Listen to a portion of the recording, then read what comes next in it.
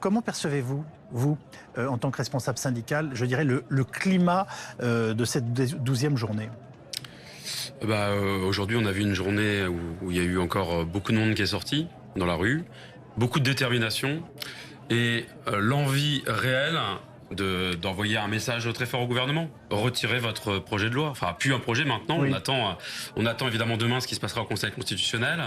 Mais il y a énormément de détermination et il y a de la colère. Vous espérez quoi du Conseil constitutionnel? L'intersyndicale a demandé la censure. Voilà, donc évidemment, on peut se dire que c'est ça qu'on attend. Après, on n'est pas naïf. En tout cas, on voit la complexité que ça peut être. Donc on verra bien demain. Puis il y a deux niveaux. Il y a la loi, il y a le RIP. Oui. Voilà, donc on attend, mais on n'attend pas l'arme au pied. Il y a eu les mobilisations aujourd'hui, il y aura encore des actions demain, puisque l'intersyndicale soutient les actions qui auront lieu demain, et dans toute la France, il y aura à nouveau des actions intersyndicales. Simon Dutheil, est-ce que vous appelez vos militants à ne pas braver l'interdiction de manifester dans le secteur interdit, qui a pris une ampleur, je dirais, policière aujourd'hui, très importante autour du Conseil constitutionnel? Pour demain, vous voulez dire? Oui. Bon, ça concerne principalement Paris, parce que on s'intéresse à la mobilisation sur toute la France, hein, pas que sur Paris. Il y aura un rassemblement qui est intersyndical, qui est appelé devant la mairie de Paris. Voilà. 131 actions dans tout le pays demain, je le rappelle. Bien sûr, et peut-être certainement plus, parce qu'on n'est pas toujours au courant de toutes les actions qui auront lieu sur la remontée. Il y a beaucoup de choses et c'est très dense en ce moment. Donc, à 18h à l'hôtel de ville de Paris, il y aura un rassemblement. Après, voilà, on a fait partie avec des syndicats. Plus précise que ça actuellement. Je vais vous répondre. Est-ce que vous dites, voilà, à vos adhérents, n'allez pas braver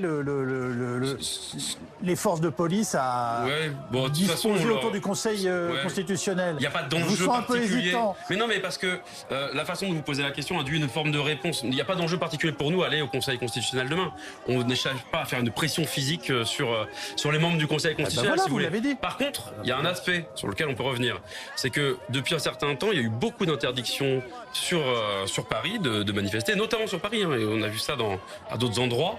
On a, avec d'autres syndicats, syndicat des avocats de France, syndicat de la magistrature notamment, dit qu'à un moment donné, ça suffisait, des interdictions qui arrivaient pour empêcher l'expression aussi d'une mobilisation sociale très très forte. On est un pays libre quand même où on peut manifester. On est un pays où on peut manifester. Enfin, on voit que c'est pas le Chili de Pinochet. C'est peut-être pas le Chili de Pinochet, mais enfin, regardez les nombres de violences qui ont pu s'exercer. La difficulté dans laquelle on est aujourd'hui, avec une colère sociale qui s'exprime très fort, et nous on le dit, quand on a des camarades qui sont blessés en manifestation, bon, il y a un gros souci. C'est peut-être pas le Chili de Pinochet, mais on peut se poser la question en ce moment, d'où on en est sur le côté illibéral, quand il y a une contestation aussi forte, aussi importante. Monsieur, le libéralisme, c'est Viktor Orban en Hongrie, justement. Regardez, on peut tout à fait critiquer la façon dont ça se passe, on n'en est pas exactement là aujourd'hui. Ce que vous dites, on n'en est pas exactement là. Moi, je dis pas qu'on en est exactement là, mais à quel moment? Non, mais vous parlez d'illibéralisme. Vous m'avez interrompu. Vous n'avez pas laissé développer mon propos. J'ai dit à quel moment on peut juger qu'on est ça. On voit l'ONU qui nous dit des choses, le Conseil de l'Europe qui nous dit des choses. On voit aussi des médias libéraux, internationaux. On regarde le New York Times qui parle aussi de ce qui se passe en France. À quel moment on se dit là, il y a un fossé? Je répondais bien à votre question sur le droit de manifester. Nous devons vraiment garder au cœur de notre action, au cœur de notre débat, ce sujet de financement. Simon Dutheil, qui est co-délégué général de l'Union syndicale solidaire, réagit à vos propos. Oui, je vais aider Madame Thévenot à trouver des solutions pour la suite, parce que pour nous, il n'y a pas de problème de financement. Et quand je dis pour nous, c'est l'intégralité de l'intersyndicale qui le dit. Il n'y a pas aujourd'hui de problème ou d'urgence sur le financement, sur la façon dont on s'est posé. Alors, quelques pistes. On pourrait commencer par augmenter les salaires, et notamment les salaires des femmes. Vous savez que si, en France, aujourd'hui, le salaire des femmes était égal à celui des hommes, juste ça serait 6 milliards de plus dans les caisses pour les retraites. Ça se fait du jour au lendemain, ce genre de choses? Ça se fait pas du jour au lendemain, mais ça se construit. Par contre, ce que je vois, c'est que le gouvernement nous dit pas que c'est demain qu'il y aurait un problème. J'entends bien. Ils nous disent que c'est dans quelques années, si déjà on était d'accord avec leur analyse. Et puis on pourrait se dire que, au-delà des cotisations sociales, la question du partage des richesses, comme il est posé aujourd'hui, ça existe. Il y a peut-être d'autres solutions que de faire travailler des millions de personnes 2 ans de plus. Surtout quand en France, on voit que on a le palmarès de nouveaux milliardaires, quand on voit les profits sur les CAC 40. Nous, c'est ce qu'on pose aujourd'hui, c'est la question du partage des richesses. Comment vous percevez les choses, Simon Dutheil? Vous êtes favorable à ce référendum? On l'a demandé au niveau intersyndical, on en a fait l'expression. On voulait qu'il puisse y avoir cette possibilité-là. Alors, nous, vous croyez là, au moment où on parle? Je vais pas faire plus de pronostics que tout le monde. Je suis pas dans la tête du Conseil constitutionnel. Voilà, on prend tous les éléments. On voit qu'en France, depuis un mois et demi, il y a énormément de débats sur la Constitution. Le gouvernement nous a aidés à mieux la connaître certainement. C'est vrai. Par contre, la réalité pour nous, c'est qu'aujourd'hui, s'il n'y avait pas ce RIP demain qui sort, on voit une forme d'incapacité démocratique face à une situation sociale extrêmement poussée en termes de mobilisation, ce qu'on a depuis des mois, et face aussi à un processus démocratique parlementaire qui a été plus que chaotique, minoritaire, 49.3, etc. Qu'est-ce que c'est ? Qu'est-ce que ça dit de notre démocratie aujourd'hui ? Qu'est-ce que ça dit de notre situation en général ? Et bien sûr que derrière, il y a des risques. Aussi bien quand il y a eu le 49.3, on a vu, et on l'avait dit au niveau de l'intersyndicale, attention sur le risque d'explosion sociale, attention sur le risque d'explosion de colère. Qu'est-ce qui se passerait demain si on nous dit fermez le banc, rien à voir, on valide en gros la loi et il n'y a pas le RIP. Bon bah forcément, il y a des risques. Alors, je crois qu'il y avait aussi des dates à venir qui sont attendues. C'est ce que j'ai entendu dire aussi. C'est-à-dire que le 1er mai, par exemple, est manifestement une date attendue aussi par ces gens dits déterminés et qui cherchent à en découdre avec les forces de l'ordre.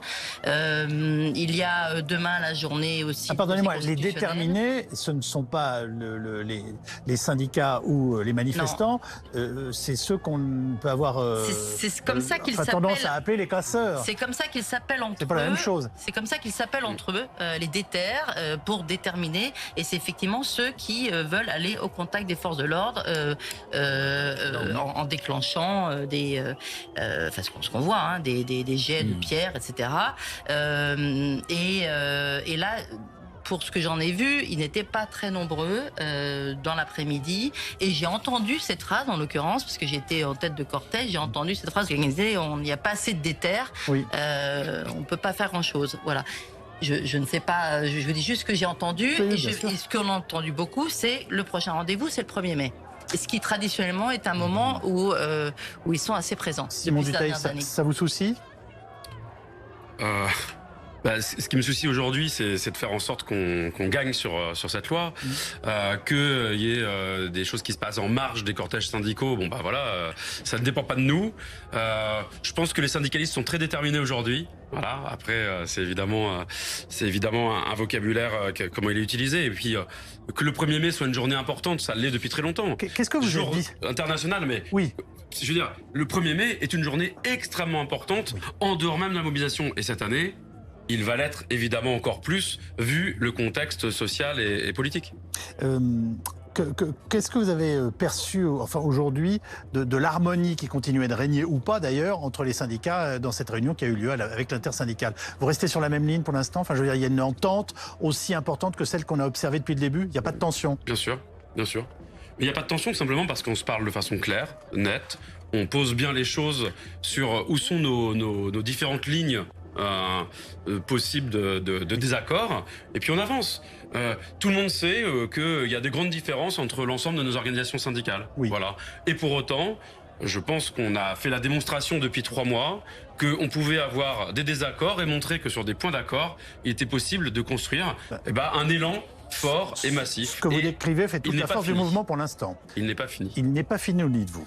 Est-ce que vous êtes prêt à saisir la main tendue par le président de la République ? Parce qu'aujourd'hui, Olivier Véran affirmait que l'exécutif voulait l'apaisement. Je ne sais pas de quoi il parle. Moi, le président de la République est sympathique. Nous cherchons de vouloir l'apaisement, faire des choses comme ça. Non, mais sérieusement, il y a un mois, l'intersyndicale s'est adressée au président de la République. On nous a dit, allez voir Monsieur Dussopt. C'est ça qu'on nous a dit. Voilà. Il ne faudrait pas nous prendre pour... je sais pas. Soit il y a beaucoup de cynisme. Soit il y a une forme d'amnésie sur ce qui s'est passé ces 3 derniers mois, soit il y a du storytelling. Mais nous, on n'est pas là-dedans.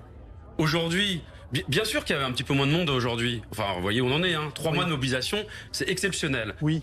Est-ce qu'on est prêt à tourner la page ? Certainement pas. Est-ce qu'il y a une détermination énorme dans la société et une majorité des travailleuses et des travailleurs et une majorité de l'opinion qui soutient ? Évidemment, oui.